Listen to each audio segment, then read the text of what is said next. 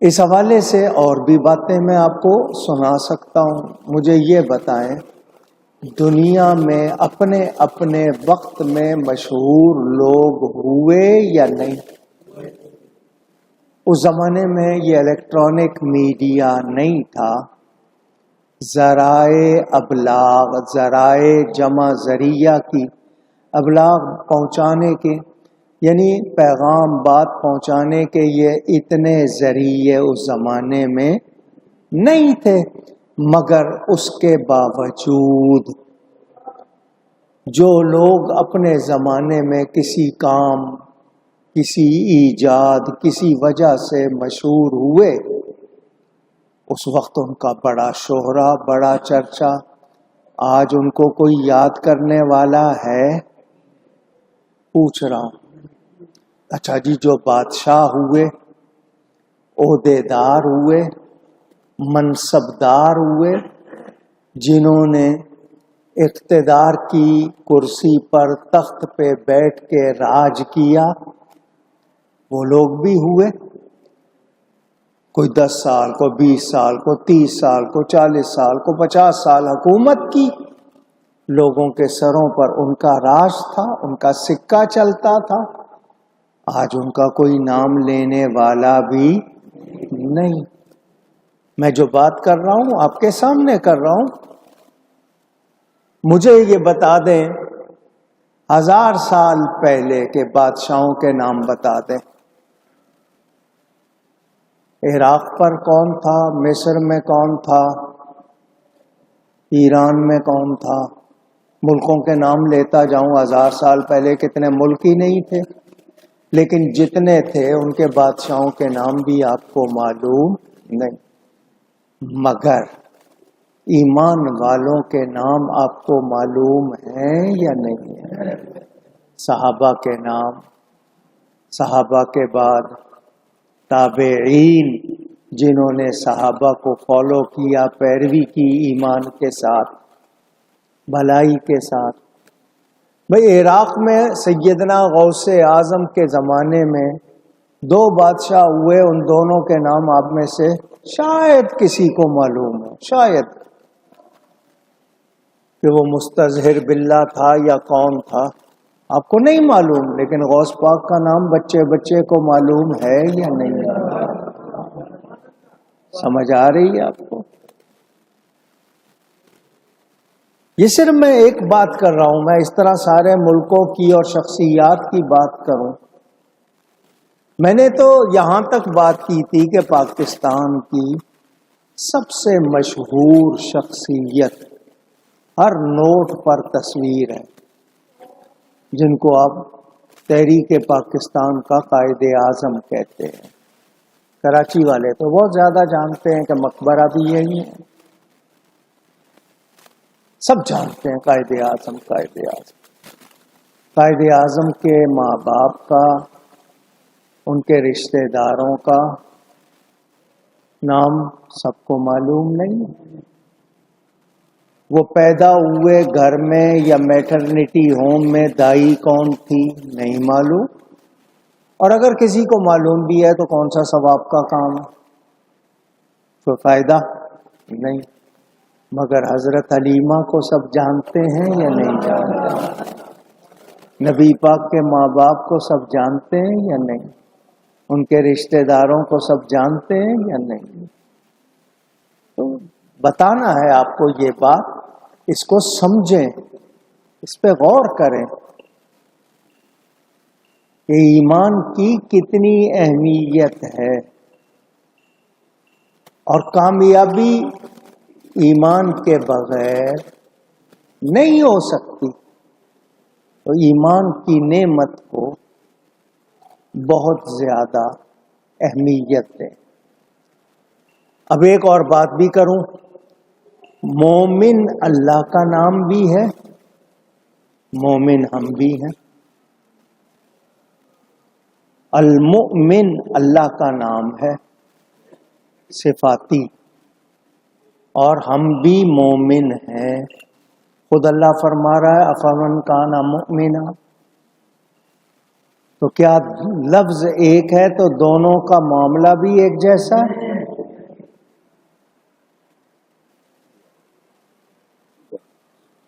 مہربانی، دونوں کا معاملہ بھی ایک جیسا ہے؟ نہیں۔ اللہ مومن ہے، ایمان دینے والا، ہم مومن ہیں ماننے والے، فرق ہے یا نہیں؟ پوچھ رہا ہوں، لفظ ایک ہے۔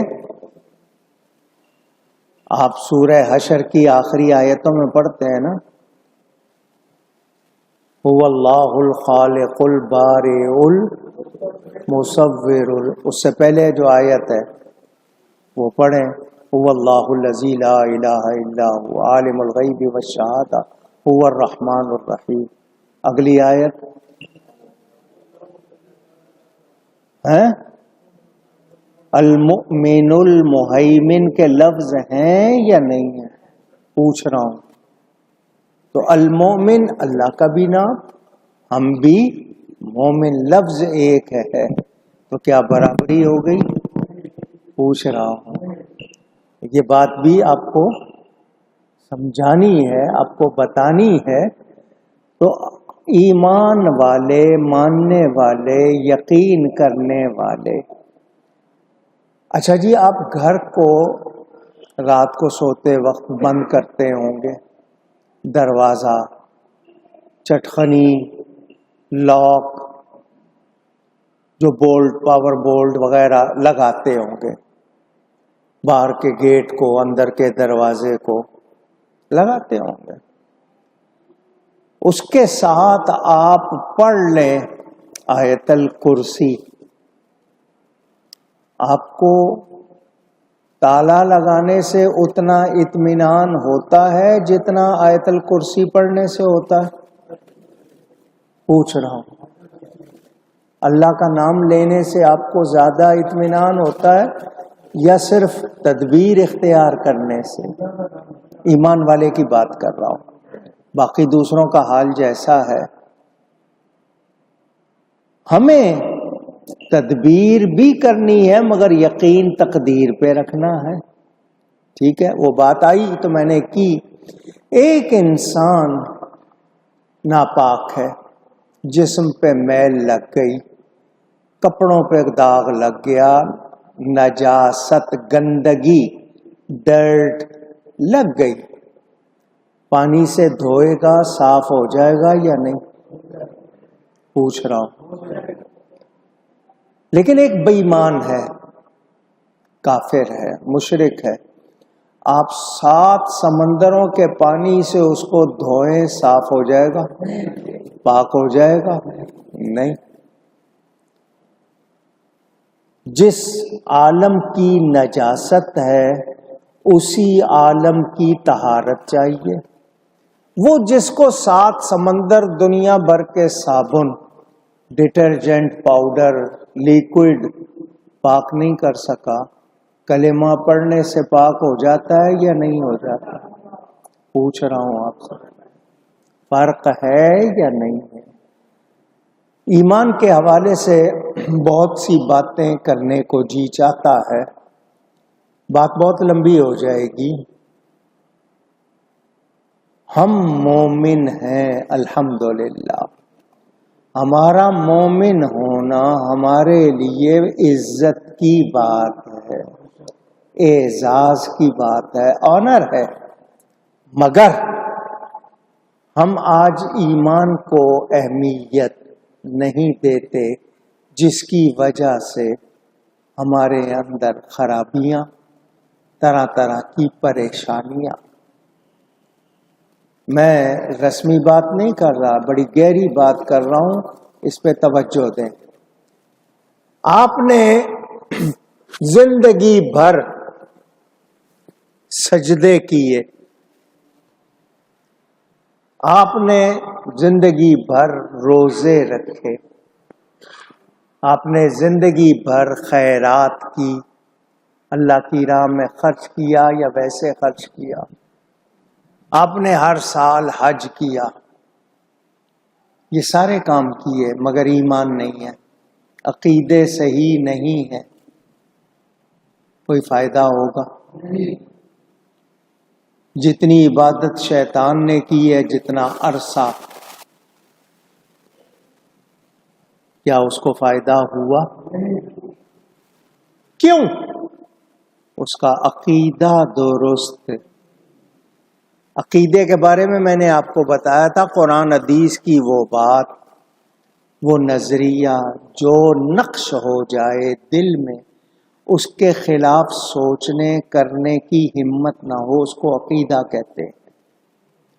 وہ بات ایسی جم جائے کہ نہ اس کے خلاف سننا ہے نہ کچھ کرنا ہے، وہ قرآن حدیث کی بات، اس کو عقیدہ کہتے ہیں۔ عقیدہ درست نہیں تو عمل ہمیں فائدہ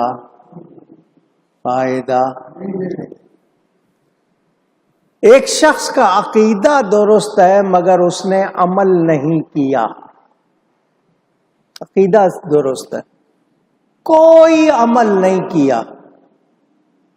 میں مثالیں دے سکتا ہوں۔ میں نے آپ کو بتایا کہ فرعون نے جادوگروں کو بلایا موسیٰ علیہ السلام سے مقابلے کے لیے۔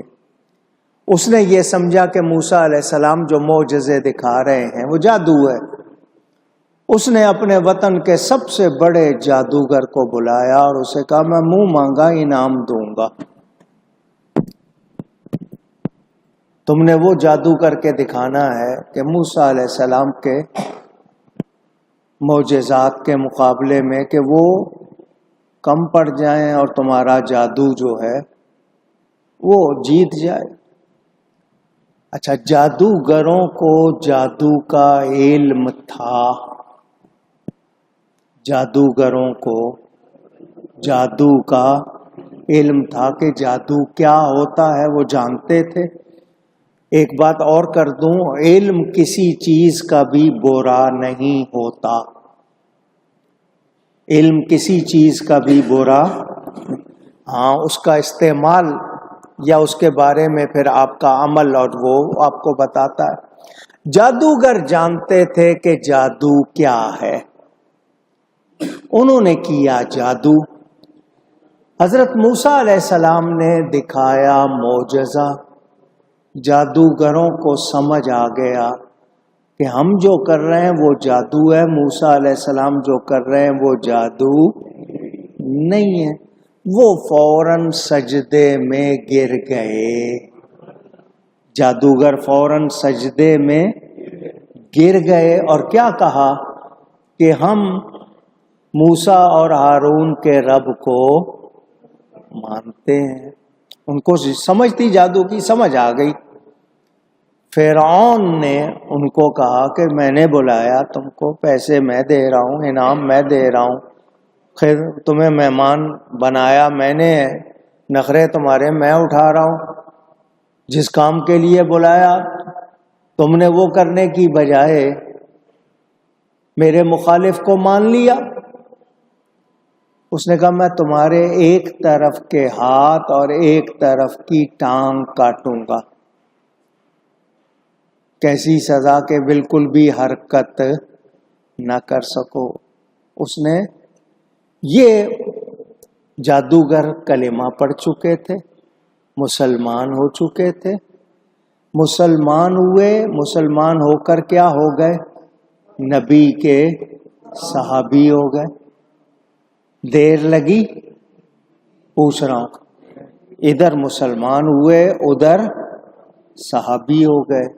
ایک نماز نہیں پڑھی، ایک روزہ نہیں رکھا، ایک روپیہ اللہ کی راہ میں نہیں دیا، ایک حج نہیں کیا، مسلمان ہوئے، صحابی ہوئے، شہید ہو گئے۔ فرعون نے قتل کروا دیا۔ کوئی عمل کیا؟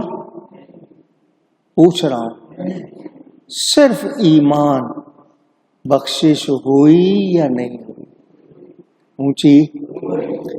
میں نے واقعہ سنایا تھا نبی پاک کے سامنے، ایک شخص، میں نے پورا واقعہ سنایا تھا، سوار تھا وہ سواری پر ہی مسلمان ہوا، سواری سے اترا نہیں کہ وفات ہو گئی۔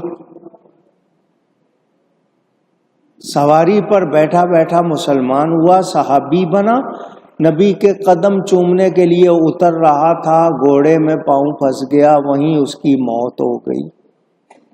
بخشا گیا یا نہیں؟ کوئی عمل کیا نہیں۔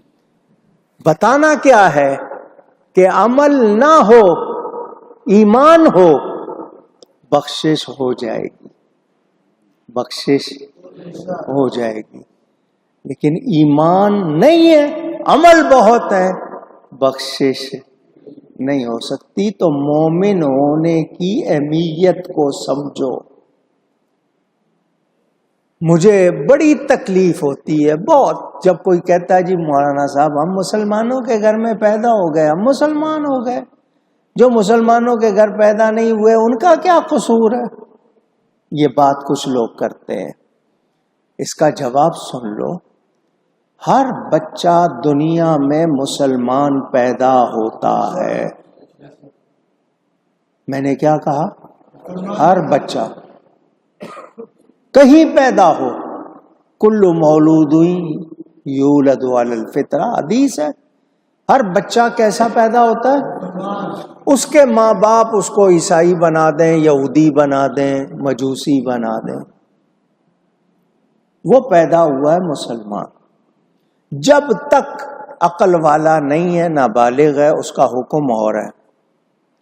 جب سمجھ آ گئی اب اس کو تمیز کرنی ہے، کیا صحیح ہے کیا غلط ہے۔